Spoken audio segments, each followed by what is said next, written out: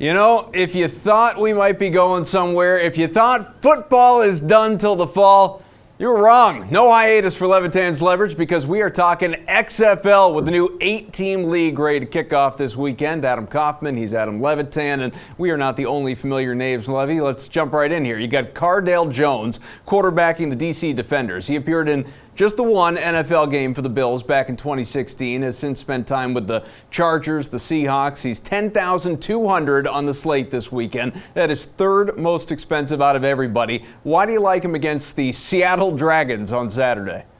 Yeah, well, first of all, the pricing is so soft in this week one, understandably so, that I would not worry about pricing at all. Yeah, Cardale Jones is expensive. Doesn't really matter. You can still have all the guys that you want. Cardale Jones, I thought, looked really good last NFL preseason, playing for the Chargers, and I think Cardale Jones has an athletic skill set that is just going to overmatch a lot of the other players in this league. Also has really good wide receiver core. They go 3, 4, 5 deep with guys who I think can play at the wide receiver position. So I think it sets up pretty nicely for Cardale Jones here in week one.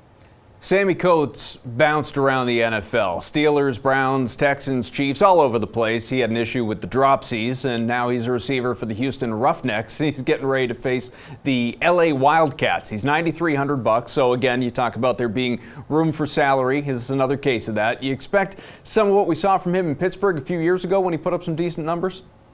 Yeah, I mean, first of all, the Houston Roughnecks are coached by June Jones. They're going to be running an extreme version of the run and shoot offense. They're not even carrying a tight end on their roster. I think they'll be 3, 4 wide. I think they'll be throwing the ball 75% of their plays. And to me, there's no doubt their best wide receiver is Sammie Coates. I mean, Sammie Coates, just the fact he was able to stick around in the NFL and make some plays in the NFL and has an NFL-style body and speed, that gives him a huge leg up in this XFL leagues. So yeah, I think Sammie Coates is one of the easier layup plays on this week one slate.